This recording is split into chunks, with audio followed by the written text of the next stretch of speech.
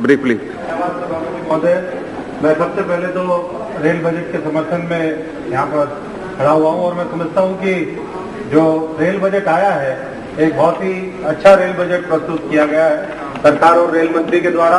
जहाँ तक भाड़ा वृद्धि का सवाल है, मैं समझता हूँ कि सरकार वर्तमान किसान मजदूर को ध्यान में रखते हुए जो भाड़ा है उसमें कुछ न कुछ जरूर निर्णय लेगी।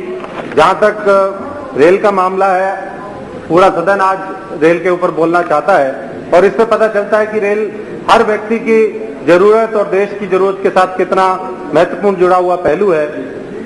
अगर हम देखें इतिहास में तो railway was the most important aspect of industrial revolution और आज दुनिया की देश की जो भी तरक्की हुई है वो उसमें एक रेल का बहुत महत्वपूर्ण स्थान है।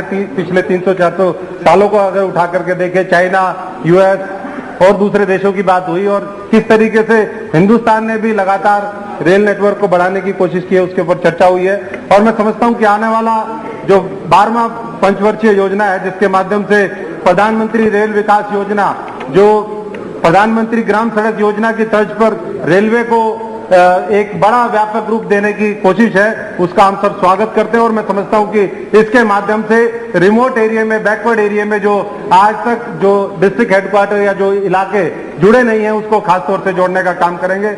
माननीय सभापति महोदय, मैं ऐसे इलाके से आता हूं जो पाकिस्तान के बॉर्डर पर, और ये जितने भी अभी हमारे तमाम साथियों ने चर्चा करी, चाहे बीकानेर वाले हैं, चाहे भटिंडा वाले हैं, चाहे और दूसरे इलाके हैं जो बॉर्डर का मैं समझता हूं कि दंश झेलते हैं, खास तौर से उन इलाकों के ऊपर आज हमें काम करने की जरूरत है। और मुझे पूरा विश्वास है कि जो डिफेंस और स्ट्रेटेजिक इंपॉर्टेंस के हमारे इलाके हैं, जो बैकवर्ड इलाके हैं, उनको आने वाले समय में हम ध्यान देंगे। खासतौर से मैं अपने इलाके की चर्चा करना चाहूंगा क्योंकि समय का अभाव है।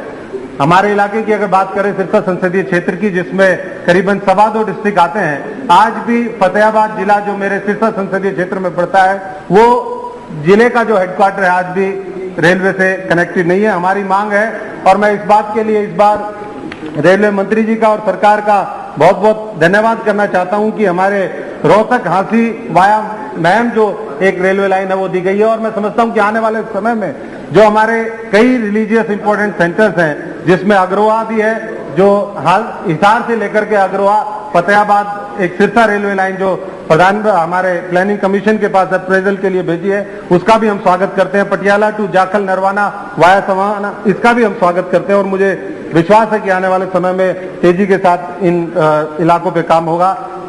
जहां तक मेरे संसदीय क्षेत्र का मामला है, आज भी आजादी के 60-65 वर्ष बाद भी हमें वाया भटिंडा, पहले हम सुनते थे कि वाया भटिंडा क्या होता है, आज भी वाया भटिंडा जाना पड़ता है। तो इसलिए मैं आग्रह करना चाहता हूं कि नेशनल हाईवे 10 के साथ साथ आने वाले समय में जिसकी अभी चर्चा करी, हांसी और महम वाली जो लाइन है उसको आगे एक्सटेंड किया जाएगा। तो मैं समझता हूं कि दिल्ली से जितने भी नेशनल हाईवे निकलते हैं सब एक अच्छे रेलवे ट्रैक, रेलवे नेटवर्क के साथ उनको लिंक किया गया। शताब्दियां चलती हैं, इसका भी विशेष तौर पर ख्याल रखा जाए।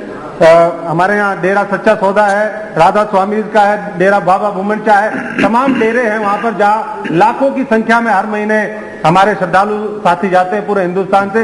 लेकिन इस नेटवर्क को और मजबूत करेंगे तो मैं समझता हूं कि हमारे श्रद्धालुओं को भी और तमाम साथियों को आने वाले समय में लाभ मिलेगा। एक और जो महत्वपूर्ण पहलू है वो मैं उसकी चर्चा करते हुए अपना समाप्त करूंगा। ये इलाका आज हम कृषि के ऊपर बहुत ध्यान देते हैं। जो मेरा इलाका है, आज हम वीट के प्रोडक्शन में पूरे हिंदुस्तान में नंबर 1 है, कॉटन के प्रोडक्शन में नंबर 2 है, वेजिटेबल्स और फ्रूट का प्रोडक्शन करते हैं। तो मैं समझता हूं कि रेलवे का नेटवर्क भी उसी तरीके से बढ़ना चाहिए। आजादी के समय में हम देखें तो आज भी हजारों एकड़ जो लैंड है वो सिरसा में हमारे रेलवे के पास मौजूद है। अभी तमाम हमारे मेंबर्स ने इस बात की चर्चा करी कि किस तरीके से हम जो रेलवे की लैंड है, जो एक बहुत महत्वपूर्ण रिसोर्स है रेलवे के पास, उसको किस तरीके से प्रोटेक्ट करके रखें, चाहे उसमें सोशल सेक्टर के लिए उसको इस्तेमाल करें या कमर्शियल एक्टिविटीज के माध्यम। अभी भाड़े की चर्चा यहाँ पर हो रही थी, तो मैं समझता हूँ कि जो अवेलेबल हमारे रिसोर्सेज हैं उसका बेस्ट अगर यूटिलाइजेशन होगा तो आने वाले समय में हम रेलवे को और मजबूत कर सकेंगे। मैं साथ साथ इस बात के लिए भी धन्यवाद करता हूँ कि हमारे इस बार 2 आरओबी भी सैंक्शन हुए हैं और कुछ ट्रेन का एक्सटेंशन भी हुआ है, लेकिन अभी भी वॉशिंग लाइन हमारे सिरसा में प्लेटफॉर्म की बात है, लूप भिवानी में बनाने की बात है, किसान एक्सप्रेस जो दिल्ली को जोड़ने का एकमात्र जो सुबह चल करके और यहाँ पर पहुंचती है, उसमें और अगर डब्बे जुड़ते हैं तो मैं समझता हूं कि आम आदमी, किसान, मजदूर जो दिल्ली आता है, नौकरी करने वाले लोग आते हैं, जो स्टूडेंट्स यहाँ पर आते हैं, उनका ध्यान रखा जाएगा।